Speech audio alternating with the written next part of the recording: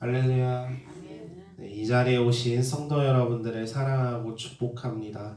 오늘은 창세기 2장 4절부터 17절까지의 말씀으로 임재를 지키는 사람들이라는 제목으로 은혜를 깨닫고자 합니다.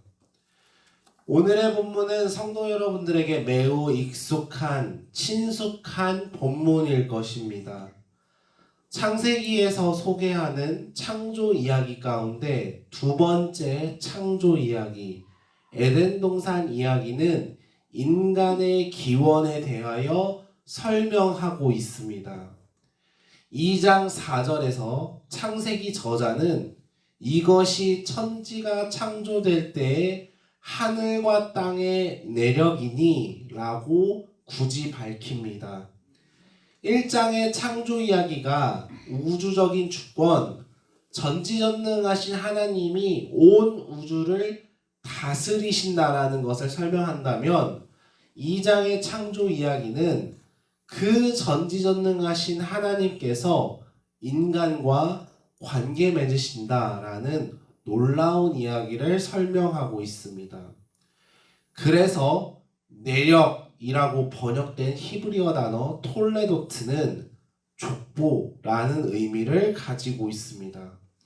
그런 이유에서 창세기 저자가 2장 4절 하늘과 땅의 족보는 이것이다 라고 설명했다라는 것은 인간 역사의 출발은 하나님과의 관계로부터 시작되었음을 꼭 이야기하고 싶었음을 우리는 알 수 있습니다.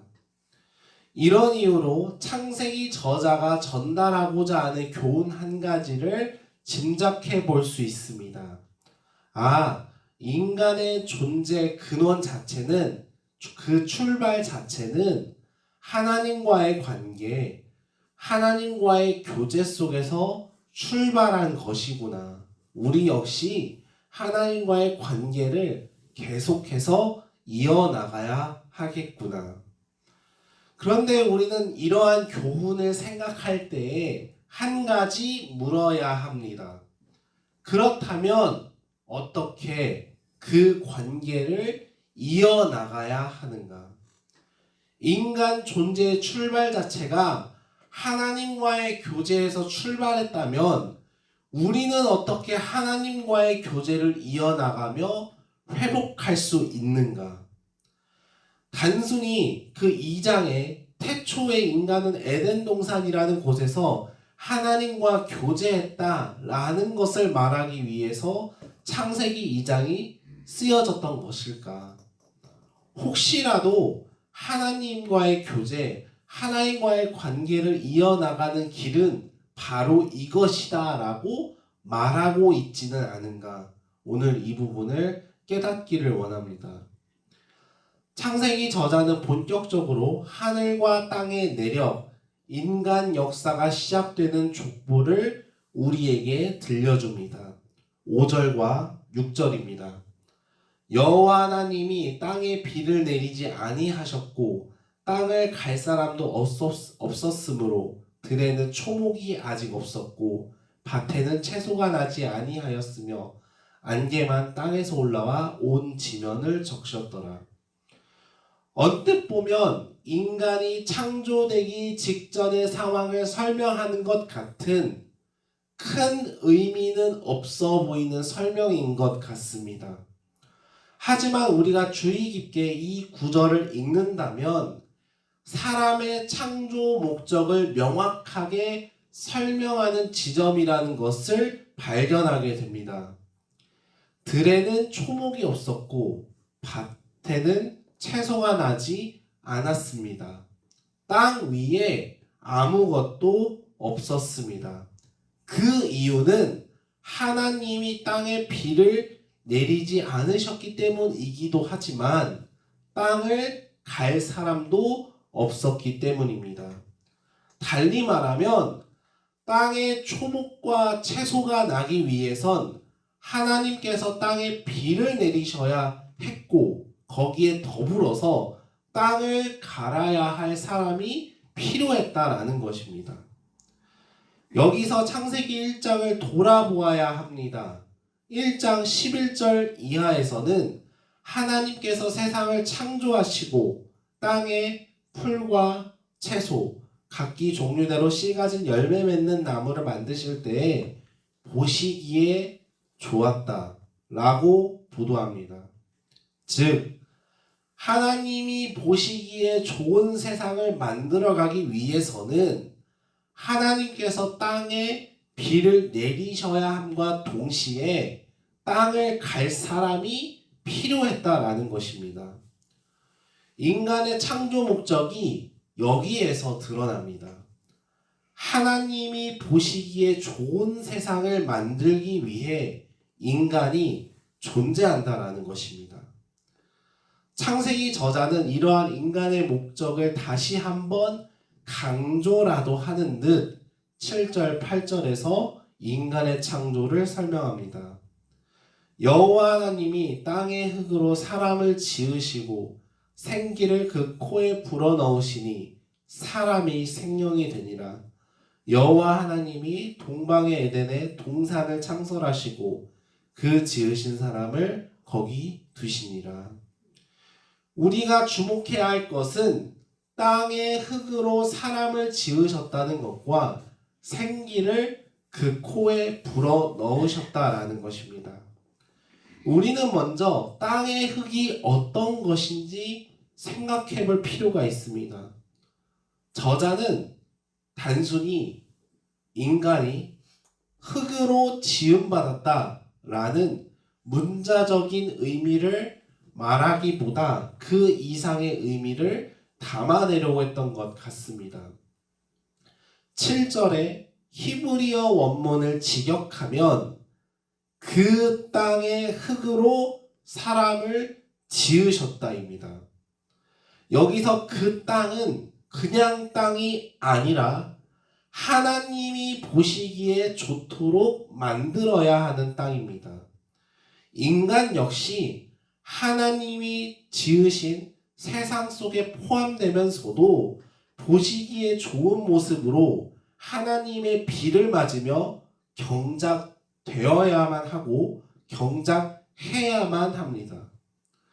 그런 이유인지는 모르겠습니다만 하나님은 사람을 지으시고서 생기를 불어넣으십니다.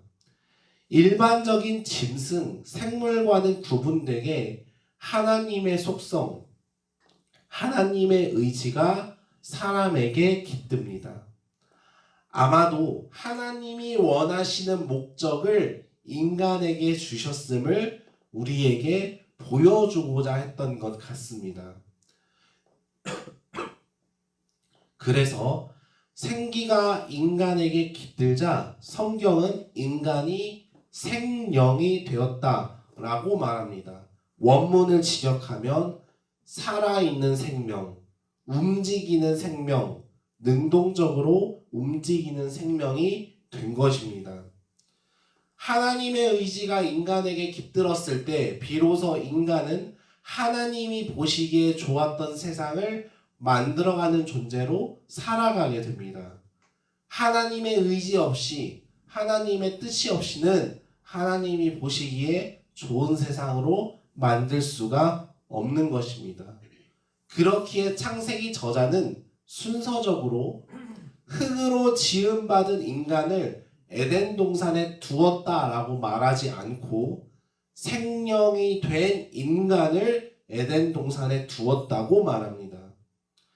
이제 인간은 에덴 동산에서 하나님이 보시기에 좋은 세상으로 만들어가야 합니다. 10절 이하에서는 에덴 동산에 대한 이야기를 보도하고 있습니다. 그런데 우리는 여기서 한 가지 이상한 지점을 발견하게 됩니다.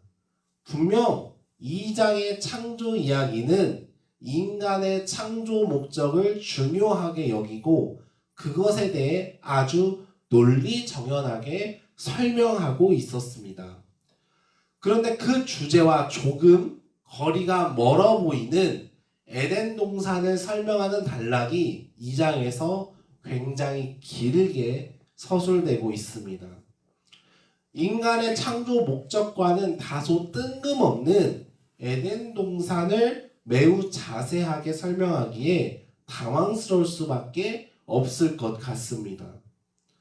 하지만 우리가 에덴 동산 이야기를 긴밀하게 읽어 나간다면 에덴 동산에 대한 설명이 인간의 창조 목적과 거리가 멀지 않음을 발견하게 됩니다. 에덴에는 강이 흘렀습니다. 그리고 그 강이 4개의 큰 강으로 갈라지게 됩니다. 첫 번째 강은 비손이었습니다. 비손은 하윌라라는 땅을 둘렀는데 그 땅에는 순금, 베델리엄, 호마노가 가득했습니다. 두 번째 강은 기혼이었습니다. 기혼은 구스 온 땅을 둘렀습니다. 세 번째 강은 히데겔이었습니다. 제국의 중심이었던 아수르 땅으로 흘렀습니다.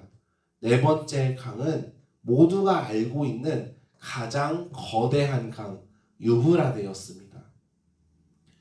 여기서 우리가 주목할 것은 에덴에서 흘러나오는 강과 연결되어 있는 땅들입니다. 하윌라라는 땅은 정확하게 어디인지 알 수가 없습니다. 그러나 우리 눈에 들어오는 것은 순금, 베델리엄, 호마노가 가득했다라는 보도입니다. 금과 보석들이 중요한 이유가 있습니다. 바로 성막을 지을 때 그리고 제사장 옷을 만들 때 사용하는 재료이기 때문입니다. 아마도 유대인들은 에덴 동산의 이 보도들을 보면서 성막과 예배를 떠올렸을 것입니다. 그런 이유에서 우리는 이 에덴 동산이 출애굽기에서 등장하는 성막의 원형이라는 사실을 발견하게 됩니다. 성막 안에서 하나님이 임재하시고 인간과 교제하시는 것처럼 에덴 동산 역시 하나님이 임재하시고 인간과 교제하신다라는 것입니다. 그런 맥락에서 에덴 동산은 하나님의 임재를 의미합니다. 에스겔이나 요한예시록에서 등장하는 새 예루살렘 성전이 에덴 동산과 유사하게 묘사되는 것을 보셨을 것입니다. 고통의 때를 지나 하나님의 구원의 때를 맞이하는 백성들은 하나님의 임재를 경험할 것이라는 선언입니다.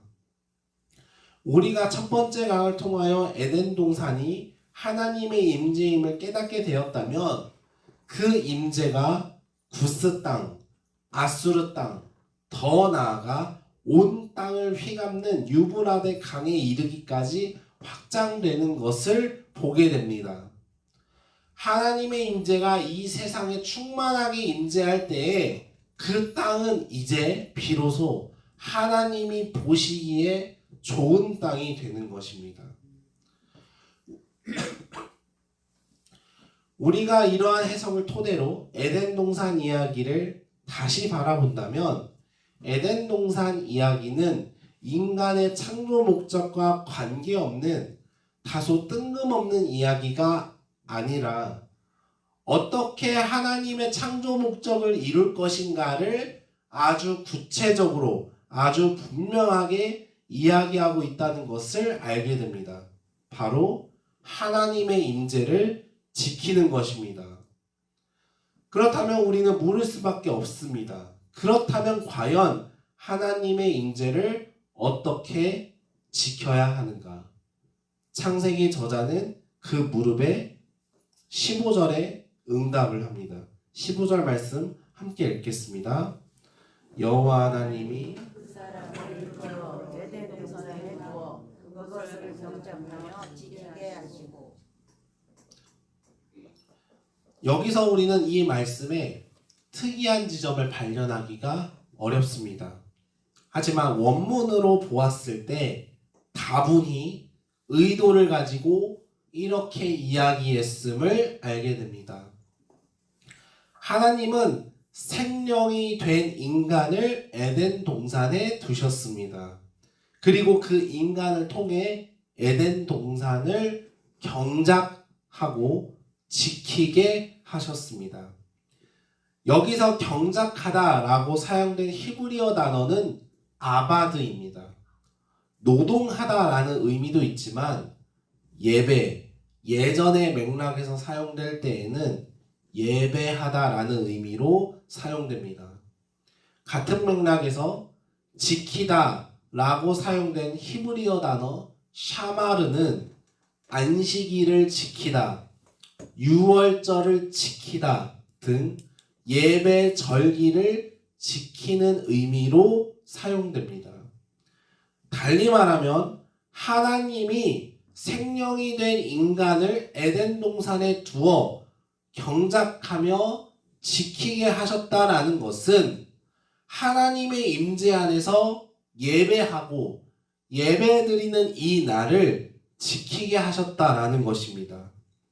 인간이 하나님이 주신 창조 목적을 이루는 방법은 다름 아닌 하나님의 임재를 지키는 것, 하나님을 예배하는 것이라고 말하는 것입니다. 창세기 저자는 이렇게 말하고 싶었던 것 같습니다. 예배가 세상을 바꿉니다. 하나님이 보시기에 좋은 세상으로 만드는 일은 예배하는 것으로 가능합니다. 혹자는 말할 것입니다.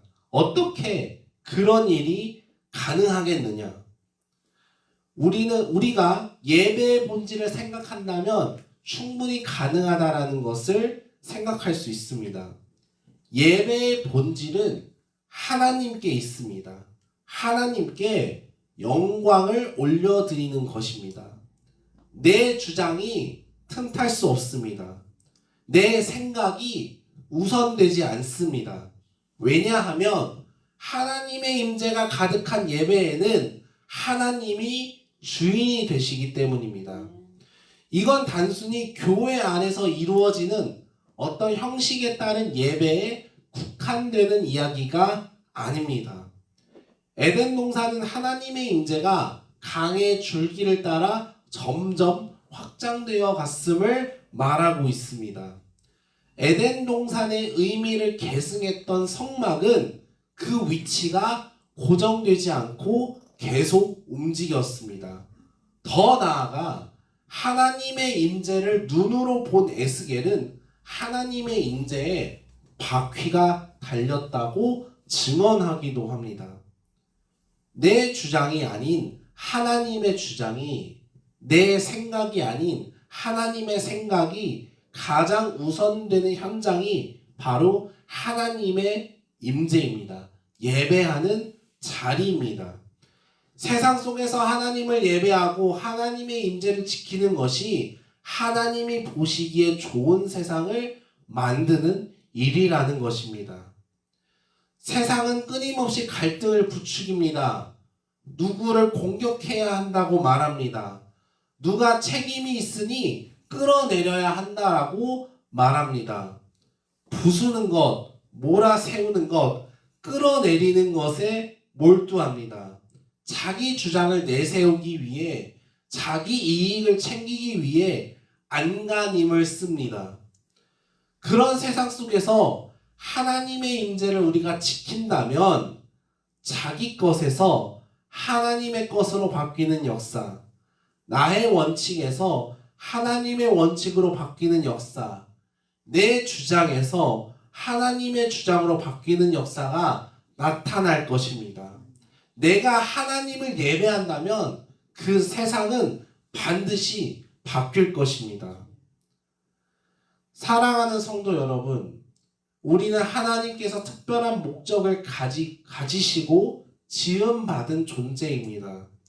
그리고 그 목적이란 세상을 보시기에 좋도록 만들어가는 것입니다. 창세기는 그 방법이 다름 아닌 예배라고 말하고 있습니다. 우리가 하나님을 사랑한다고 하고 그분의 뜻을 따라 살겠다고 결단함에도 불구하고 우리의 삶이 세상이 늘어놓는 이야기들과 다를 바가 없다면 우리의 삶은 하나님이 보시기에 좋지 않은 모습일 것입니다. 그렇기에 다시금 예배의 본질로 돌아가야만 합니다. 여전히 내 삶이 미움으로 가득 차 있고 여전히 내 마음이 내 주장으로 가득 차 있다면 우리는 하나님의 임재가 있는 진실된 예배로부터 멀어진 것이라고 말할 수 있을 것입니다. 우리들의 예배를 다시 한번 생각해 보기를 원합니다.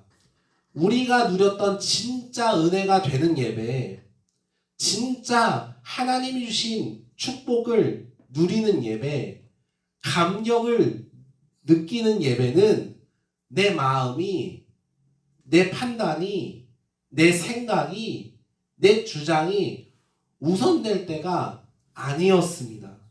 하나님이 주인이 되시고 하나님이 주장 되셨을 때입니다.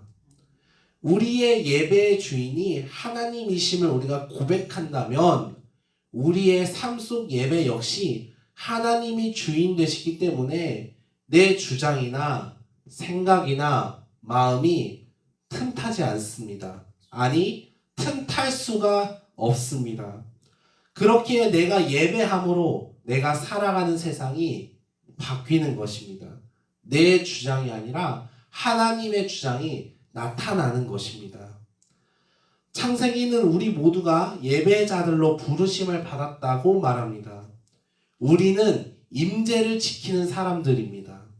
하나님의 임재 안에서 세상을 경작하고 세상을 지킴으로 하나님이 보시기에 좋은 세상으로 바꾸어가는 사람들입니다. 오늘의 삶, 우리가 하나님을 예배하고 하나님의 임재를 지켜감으로 하나님이 보시기에 좋다고 말하실 만한 세상을 바꾸는 저와 여러분이 되시기를 주님의 이름으로 축복합니다.